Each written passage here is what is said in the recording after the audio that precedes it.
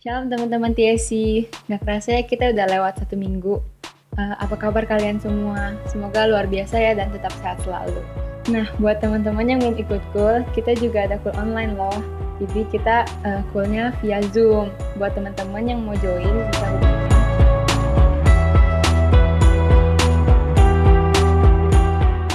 Buat teman-teman yang rindu untuk memberi, bisa transfer ke rekening ini.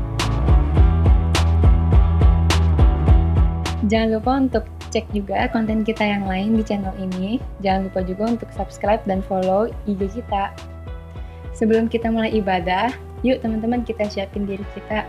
Kita berikan yang terbaik untuk Tuhan. Jangan yang sambil main handphone, main game, atau kita sambil makan, sambil tiduran. Kita siapin hati kita benar-benar buat ibadah seperti kita ibadah di gereja. Selamat ibadah teman-teman. Hai shalom teman-teman, happy Sunday. Semoga kalian tetap dalam keadaan yang baik-baik aja, tetap sehat-sehat aja, dan tetap bersuka cita dalam menghadapi keadaan apapun, karena kita jadiin Tuhan sumber sukacita kita, amin. Oke teman-teman, hari ini aku pengen ajak kita untuk sediain waktu untuk masuk dalam hadirat Tuhan sebentar. Yuk sama-sama kita siapin hati kita ya teman-teman. Tuhan, terima kasih Tuhan buat satu kali lagi kesempatan yang Tuhan berikan buat setiap kami ya Bapak. Kalau kami masih boleh beribadah Tuhan dimanapun kami berada Tuhan. Tuhan, kami ingin rasakan hadirat-Mu Tuhan. Karena kami tahu Tuhan, ketika kami masuk dalam hadirat-Mu Tuhan, kami dapat kekuatan yang baru Tuhan. Kami dapat pengharapan yang baru, bahkan sukacita yang baru ya Bapak. Ayo teman-teman, mari kita angkat satu pujian ini teman-teman.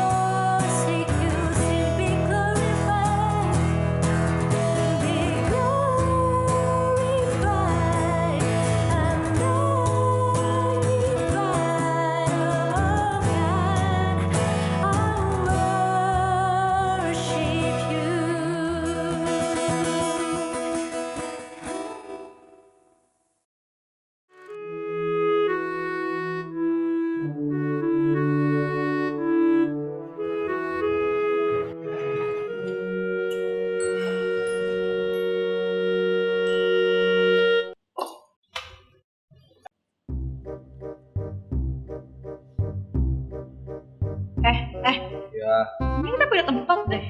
Lah kita baru sampai. Lihat gak ada cowok cewek di sana. Oh lu kenal? Jangan dipanggil. Lu juga waktu SD. Tuh SD lu gila ya? Itu tuh berapa tahun yang lalu? Ya udah, jadi lu mau pindah. Yuk, sebelum numpuk. Jadi nggak jadi. Suapin gue sekarang, suapin. Suapin. Suapin gue sekarang. Ya tapi kita belum pesen apa-apa, Pau. Mas.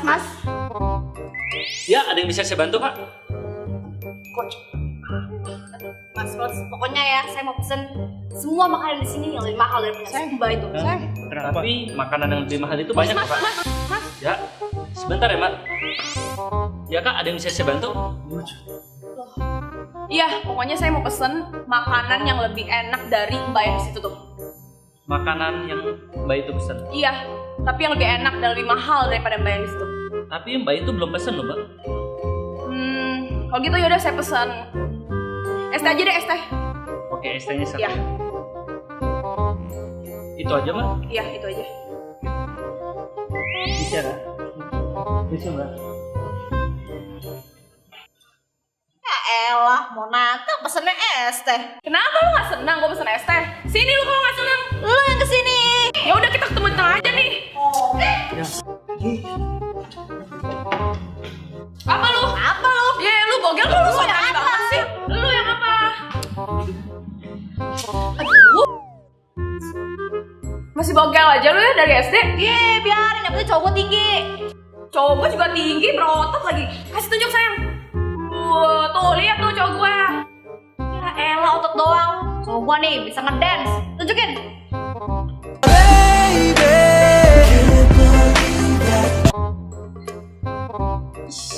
Itu sih keren loh. Gue aja nggak bisa kayak gitu. Sih kamu? Cuma biasa kali. Cowok gua nih bisa beatbox. Ya kan sayang? Tunjukin sayang, tunjukin.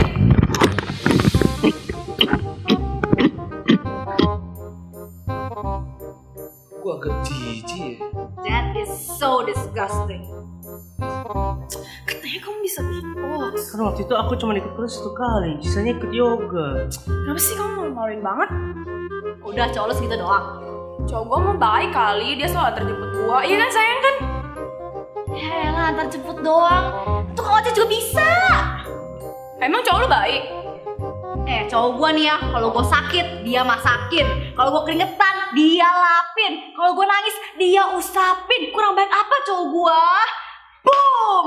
Udahlah, ayo kita pergi aja. Boom! Kelihatan lu gua sama menang dari lo. Jadi kita udah jadi. Maaf, Mbak, ini ST-nya. Loh, Mbak tadi kemana ya? Enggak lah, lu kan dandan udah bakal fokus sendiri. Udahlah, gue mendingan sama cowok aja. Najis loh.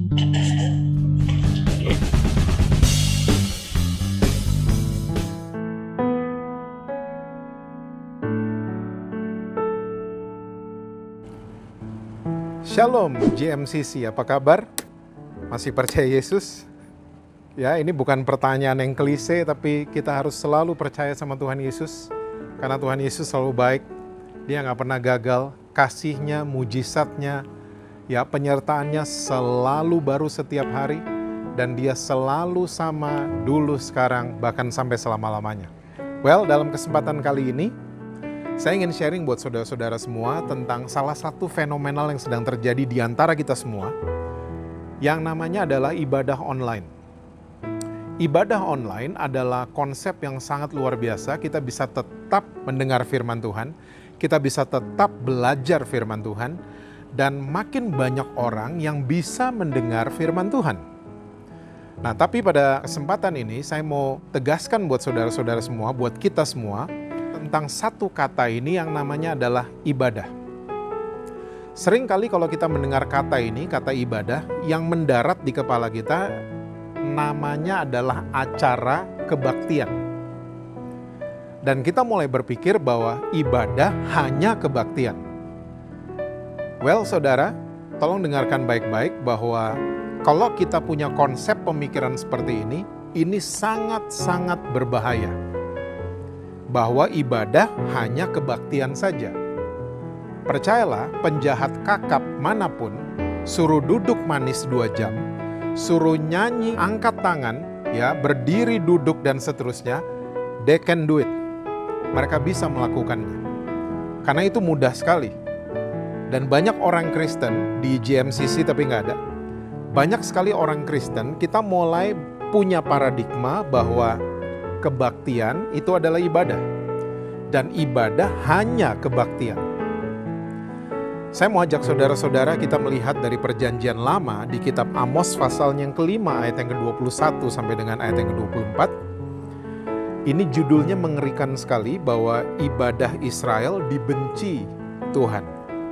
Kalau ibadah kita cuma dibenci sama orang-orang tertentu, saya nggak takut-takut amat. Tapi kalau ibadah kita sampai dibenci oleh Tuhan, ini hal yang mengerikan. Dan kitab Amos pasal yang kelima ayat 21 sampai 24 dengan jelas mengatakan seperti ini. Aku membenci, aku menghinakan perayaanmu, dan aku tidak senang kepada perkumpulan rayamu. Sungguh apabila kamu mempersembahkan kepadaku korban-korban bakaran-bakaran dan korban-korban sajianmu, aku tidak suka. Dan korban keselamatanmu berupa ternak yang tambun, aku tidak mau pandang. Jauhkanlah daripadaku keramaian nyanyian-nyanyianmu, lalu gambusmu tidak mau aku dengar. Ayat 24, tapi biarlah keadilan bergulung-gulung seperti air, dan kebenaran seperti sungai yang selalu mengalir. Dari perjanjian lama, waktu bangsa Israel mulai menjadikan ibadah hanya sebatas rutinitas, hanya sebatas acara, Tuhan mulai membencinya. Bahkan dengan jelas Tuhan mengatakan lewat nabinya yang namanya Amos, jauhkan semua itu. Jauhkan semua tarian-tarian, nyanyian-nyanyianmu, bahkan kumpulan rayamu, jauhkan, aku gak suka. Nah, jangan sampai kita punya paradigma bahwa ibadah cuman kumpul-kumpul, nyanyi-nyanyi, nari-nari sama-sama, rame-rame sama-sama, cuman 2 jam, lalu udah cukup. Itu yang namanya ibadah. Ingat baik-baik waktu kita mulai terjebak dengan konsep ibadah yang rutinitas. Kita cuma menganggap bahwa ibadah hanya kebaktian saja. Ingat, Tuhan mulai membencinya. Karena apa? Alasannya ada di ayat ke-24. Karena tidak ada keadilan Tuhan di sana. Dan kebenaran Tuhan tidak mengalir sama sekali. Nah saudara, pada hari ini saya ingin mengajak saudara untuk tur dalam perjanjian baru. Ya, kita mengikuti beberapa ayat dalam perjanjian baru. Apa kata perjanjian baru tentang kata yang satu ini yang namanya adalah ibadah. Kita buka sama-sama kitab Roma pasal yang ke-12 ayatnya yang pertama. Saya percaya semua saudara sudah sering membaca ayat ini. Roma 12 ayat yang ke-1. Judul di atasnya itu adalah persembahan yang benar. Karena itu, saudara-saudara, demi kemurahan Allah, aku menasihatkan kamu supaya kamu mempersembahkan tubuhmu sebagai persembahan yang hidup, yang kudus dan yang berkenan kepada Allah. Itu adalah ibadahmu yang sejati. Perjanjian baru mengatakan buat kita semua bahwa ibadah yang sejati adalah kalau kita mempersembahkan tubuh kita sebagai persembahan yang hidup, yang kudus dan yang berkenan kepada Allah. Dan saudara, ini harus dilakukan setelah saudara dan saya menerima doa berkat di acara yang namanya kebaktian. So, ibadah yang sejati mempersembahkan setiap anggota tubuh kita, ya, mata, pikiran, tangan, kaki kita, dan lain sebagainya, itu harus dilakukan setelah kita menerima doa berkat. So, ibadah yang sejati seperti ini bukan cuma 2 jam kebaktian saja. Makanya saya bilang dari awal tadi, penjahat kakap manapun bisa melakukan acara yang namanya kebaktian. Tapi ternyata firman Tuhan mencatat buat saudara dan saya bahwa ibadah yang sejati adalah kalau kita bisa mempersembahkan tubuh kita sebagai persembahan yang hidup, yang kudus, dan yang berkenan. Itu yang disukai oleh Allah kita. Ini yang pertama. Yang kedua, Yakobus pasalnya yang pertama. Yakobus pasalnya yang pertama, ayat yang ke-26 dan 27, tapi ayat 26-nya itu bagian daripada saudara dan saya mempersembahkan tubuh kita Karena di ayat ke-26 dibilang jikalau ada seorang menganggap dirinya beribadah tapi tidak mengekang lidahnya, ia menipu dirinya sendiri, maka sia-sialah ibadahnya. Jadi seseorang harus bisa juga mengekang lidahnya, itu bagian dari kita mempersembahkan tubuh kita. Tapi poin kedua dari perjanjian baru yang saya mau sharing buat saudara-saudara, di ayat ke-27 jelas dikatakan bahwa ibadah yang murni dan yang tak bercacat di hadapan Allah Bapa kita ialah mengunjungi yatim piatu dan janda-janda dalam kesusahan mereka dan menjaga supaya dirinya sendiri tidak dicemarkan oleh dunia. Yakobus ini merupakan saudara daripada Tuhan Yesus, ya, half brother of Jesus Christ. Dia menulis dengan jelas, ya, bahwa ibadah yang tidak bercacat celah di hadapan Allah Bapa kita di surga adalah kalau kita mengunjungi yatim piatu dan janda-janda dalam kesusahan mereka. Tapi dia menambahkan, tapi kita harus menjaga diri kita supaya kita tidak dicemarkan oleh dunia. Nah saudara, ayat ini tidak bisa hari ini diterjemahkan langsung. Ya, orang Belanda bilang secara letterlijk. Oke, tidak bisa diterjemahkan langsung. Ayat ini bukan berarti kalau kita baca langsung kita harus ketemu sama janda-janda. No, ya guys, don't do that. Ya, siapapun kaum pria tidak bisa menerima ayat ini seperti itu. Karena Yakobus mencatat ayat ini ada latar belakangnya. Latar belakangnya begini. Waktu Yakobus menulis ayat ini, dia sedang menggambarkan situasi pada saat itu. Dia sedang berada di tengah-tengah bangsa yang namanya bangsa Yahudi. Dan bangsa Yahudi adalah bangsa yang istilah saya mereka gila status. Mereka gila akan status. Contoh, orang mati harus 3 hari. Kalau belum 3 hari, surat kematian gak akan keluar. Makanya Yesus mati 3 hari. Yesus bisa aja mati cuman 16 jam, bisa. Yesus bisa aja mati 12 jam, bisa. Tapi karena Yesus sedang berada di antara bangsa Yahudi, dia ingin membuktikan bahwa, hey, I was dead. Saya mati, makanya dia mati 3 hari. Nah, seorang istri, anak-anak, kalau mereka kehilangan ayah dan ibu, mereka kehilangan suami, mungkin karena bercerai, mungkin karena meninggal, mungkin karena orang tua mereka ya tidak kembali dari perang misalnya. Komunitas janda dan yatim piatu adalah komunitas yang dianggap tidak memiliki status. Nah saudara, orang-orang yang tidak memiliki status, mereka dianggap komunitas yang tertolak, komunitas yang tidak diterima oleh masyarakat, komunitas yang disingkirkan dari masyarakat. So, pada saat itu janda dan yatim piatu adalah 2 komunitas yang dibuang dari antara masyarakat. Nah, Yakobus mencatat bahwa ibadah yang tidak bercacat celah di hadapan Allah Bapa kita di surga adalah kalau kita mengunjungi orang-orang yang tertolak oleh masyarakat. Itu maksudnya. Jadi kita nggak bisa menerjemahkan ayat ini secara letterlek, tidak bisa. Karena memang janda dan yatim piatu pada saat itu mereka adalah 2 komunitas yang tertolak. Nah hari ini janda dan yatim piatu di mana-mana sudah diperhatikan dengan baik. Tapi di antara kita masih banyak orang-orang yang tertolak.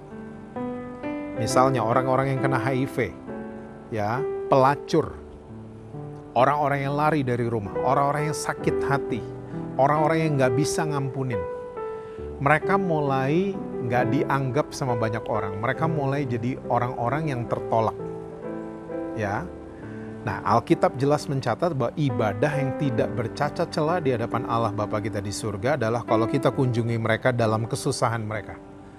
Tapi jaga diri kita supaya kita tidak dicemarkan oleh dunia. Nah, ibadah seperti ini bukan dalam 2 jam kebaktian. Tapi ibadah seperti ini dilakukan waktu saudara dan saya selesai terima doa berkat dari Pak Gembala kita, dari Ibu Gembala kita, dan seterusnya. Sekarang banyak saudara, orang-orang yang tertolak banyak banget. Ya, banyak orang sekarang lagi susah hidupnya. Mereka di-cut dari pekerjaan mereka, ya, mereka unpaid leave dari perusahaan mereka. Banyak orang hidup sedang susah. Bukan hanya orang yang tertolak saja. Banyak. Coba, kalau saudara dan saya, kita adalah orang yang diberkati oleh Tuhan. Share more. Ya, perhatikan hidup tetangga kita. Perhatikan hidup orang-orang yang sedang dalam kesusahan. Perhatikan hidup mereka, bantu mereka. Jangan cuma di mulut. Saya berdoa jemaat GMCC, saudara-saudara mempunyai compassion heart. Hati yang penuh dengan belas kasihan kepada orang-orang yang sedang dalam kesusahan hari ini. Banyak sekali saudara bisa bikin apa aja. Ya, kasih makan gratis mungkin, kalau saudara punya lebih. Bantu sembako mungkin. Dimanapun saudara berada, kita bisa menjadi jawaban buat orang lain. Jangan selfish, jangan egois. Karena ibadah yang tidak bercacat celah di hadapan Allah Bapa kita di surga bukan saudara rajin datang ke acara yang namanya kebaktian. Tapi saudara dan saya, kita menjadi jawaban buat orang-orang yang sedang memerlukan. Hey, kota Jakarta hari ini sedang memerlukan gereja. Saya berdoa gereja GMCC menjadi salah satu gereja yang menjadi jawaban buat kota Jakarta. Amin. Dan saudara mesti tahu bahwa saudara daripada Yakobus yang namanya Tuhan Yesus, ternyata dia sudah berbicara hal yang sama seperti Yakobus bicara. Kita buka sama-sama Matius pasal yang ke-10. Ayatnya yang ke-16. Matius 10 ayat yang ke-16. Dengan jelas Yesus mengatakan bahwa, lihat, aku mengutus kamu seperti domba ke tengah-tengah serigala. Sebab itu hendaklah kamu cerdik seperti ular dan tulus seperti merpati. Jelas sekali saudara, ini konteksnya sama. Cuman yang berbicara adalah the half brother of James, the half brother of Yakobus, yang namanya Tuhan Yesus. Dia bilang, aku mengutus kamu seperti domba ke tengah-tengah serigala.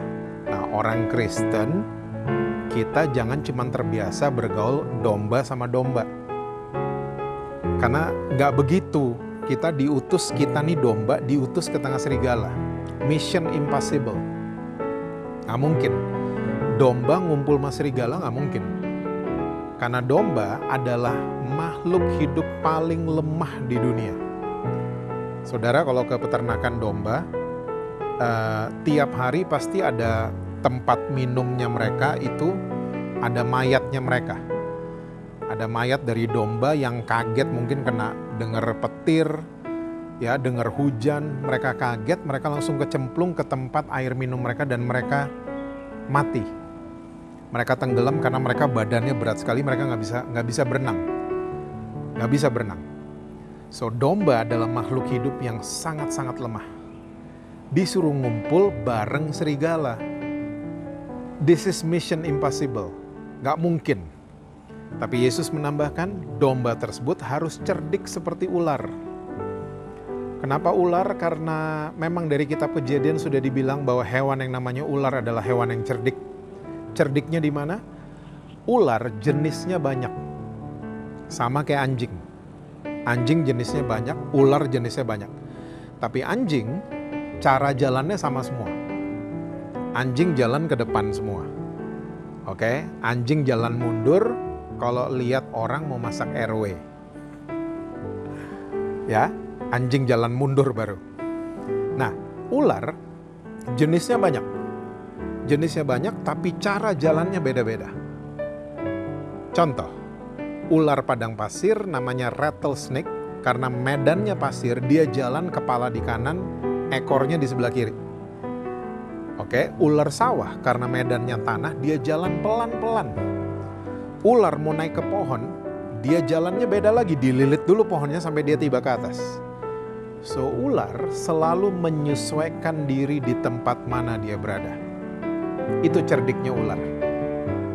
Nah, seringkali kita orang-orang Kristen karena terlalu comfort, domba ketemu domba, gak pernah ketemu serigala, ya sekalinya ketemu serigala, cerdiknya kita hilang.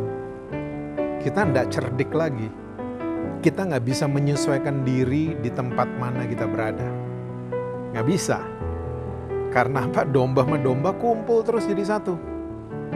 Makanya kita nggak bisa keluar kebijaksanaan, kita nggak pernah keluar hikmat, nggak cerdik seperti ular. Kita susah menyesuaikan diri. Saudara kalau membuat survei, dan ini adalah survei resmi, dari organisasi gereja hanya 2% yang full timer kerja di dalam organisasi tersebut. 98%, entah itu jemaat, entah itu diaken, mereka adalah orang-orang yang ada di marketplace. Orang-orang yang bekerja, orang-orang yang punya usaha. Nah, di tempat-tempat ini, di tempat kerja, di tempat usaha, disitulah kita ketemu serigala-serigala. Kalau kita pikirannya nggak pernah cerdik, nggak pernah inovatif, ini jadi mission impossible. Which is nggak mungkin, domba ini pasti akan hancur ketemu sama serigala. Tapi Yesus sudah bilang bahwa saudara dan saya harus bisa menyesuaikan diri. Nah, minta caranya sama Tuhan. Supaya saudara dan saya jadi orang-orang yang cerdik, walaupun kita sedang berhadapan dengan serigala. Karena Yesus menambahkan, ya ular tersebut memang harus tulus seperti merpati. Merpati adalah satu-satunya makhluk hidup ciptaan Tuhan yang tidak punya empedu dalam tubuh mereka. Empedu kalau dibuka, kalau dirasakan itu sangat pahit dan baunya minta ampun. Karena itu adalah traffic pembuangan dari lever, makanan-makanan yang ampas yang gak perlu dibuang lewat empedu. Nah, merpati tidak punya bagian tubuh tersebut.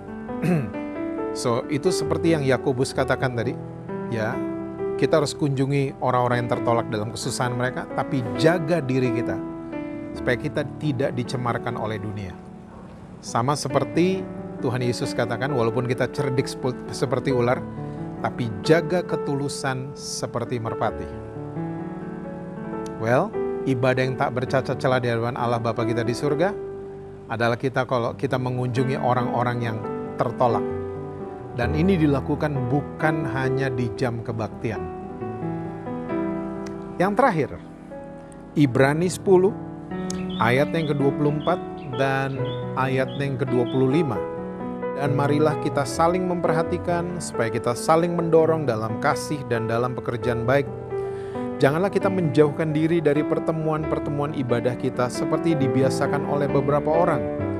Tapi marilah kita saling menasihati dan semakin giat melakukannya menjelang hari Tuhan yang mendekat. Ayat ini cukup terkenal mungkin untuk jemaat-jemaat yang tidak datang di acara yang namanya kebaktian. Biasanya ketua sel grupnya mungkin, ya Pak Gembalanya mungkin kirim WhatsApp ayat ini. Jangan menjauhkan diri dari pertemuan ibadah. That's good. Itu hal yang bagus. Tapi yang kita semua mesti dapat understanding adalah begini. Pertemuan-pertemuan di zaman dulu itu isinya cuman paling banyak 20 orang. Nah, penulis Ibrani mencatat bahwa jangan menjauhkan diri dari pertemuan. Ibadahnya adalah hubungan saling. Hubungan saling. Oke? So, pertemuan-pertemuan jangan dijauhi. Makanya saya paling senang sama terjemahan bahasa Inggris. Bahasa Inggris kalau kebaktian dibilangnya meeting. Ya, prayer meeting, Sunday meeting, praise and worship meeting, dibilangnya pertemuan. Bukan acara yang namanya kebaktian nih pertemuan.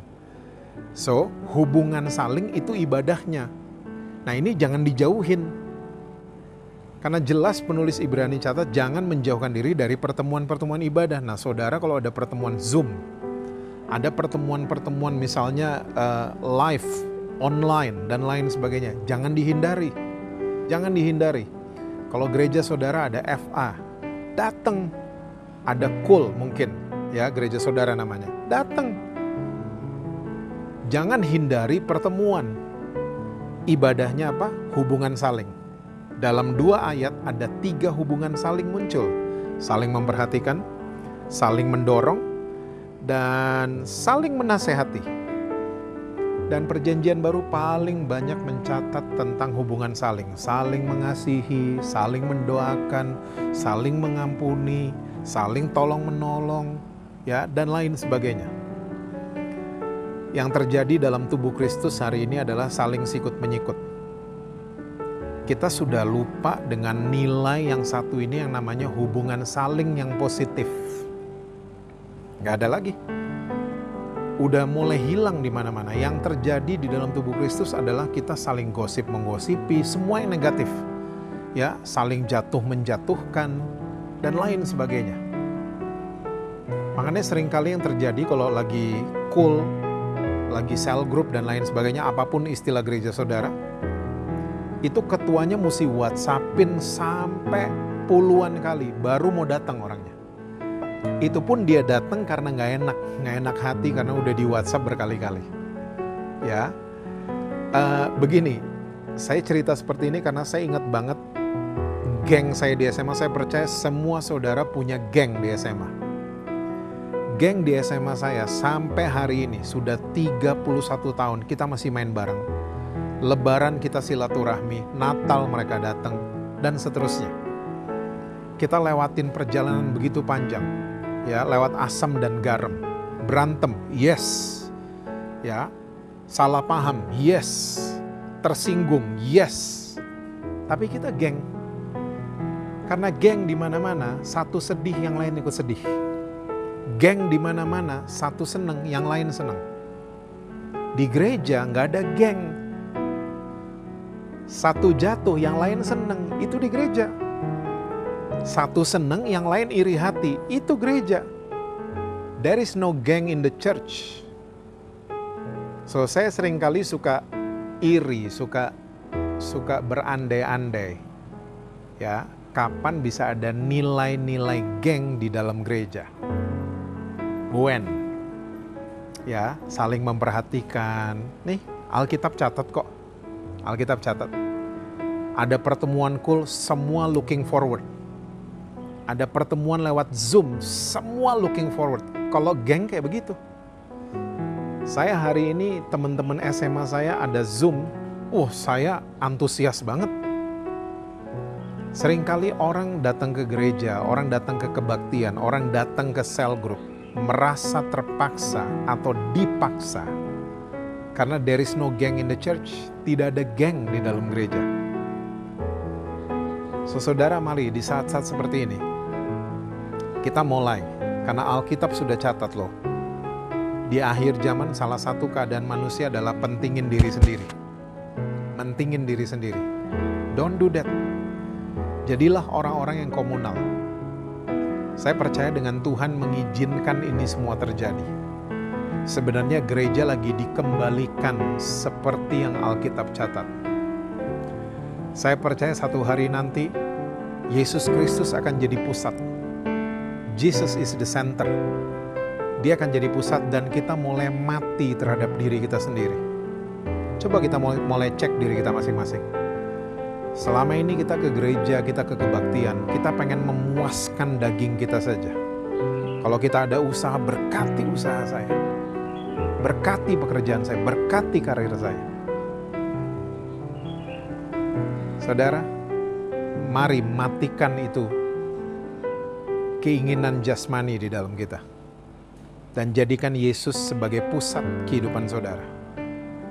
Karena saya percaya waktu saudara menemukan kerajaan Allah dan kebenarannya, semua akan ditambahkan buat saudara.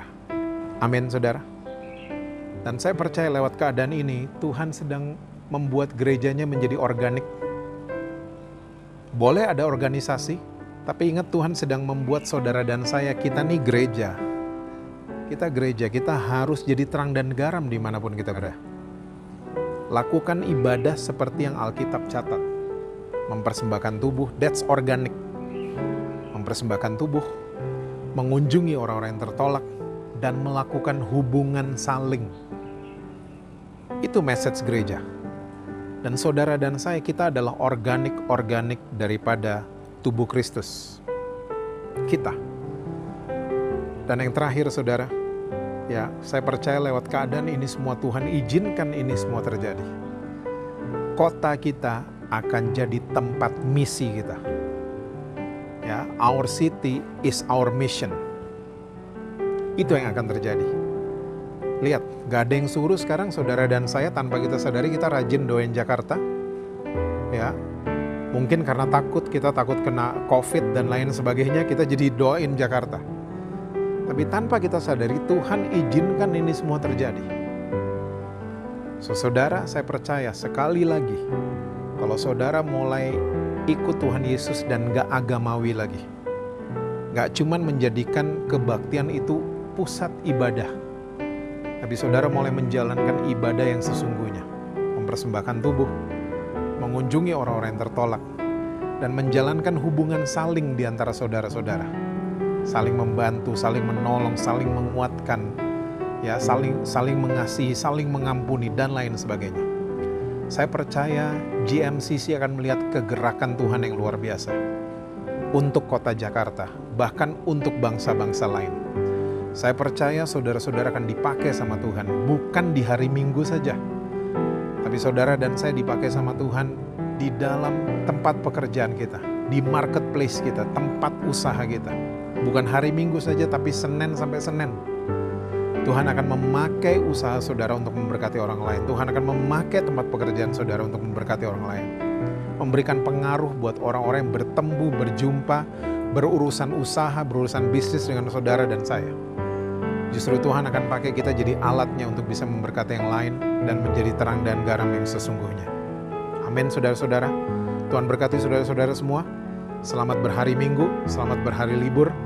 Ya, stay safe, stay healthy, jangan lupa olahraga, jaga makan yang bergizi, cukup tidur.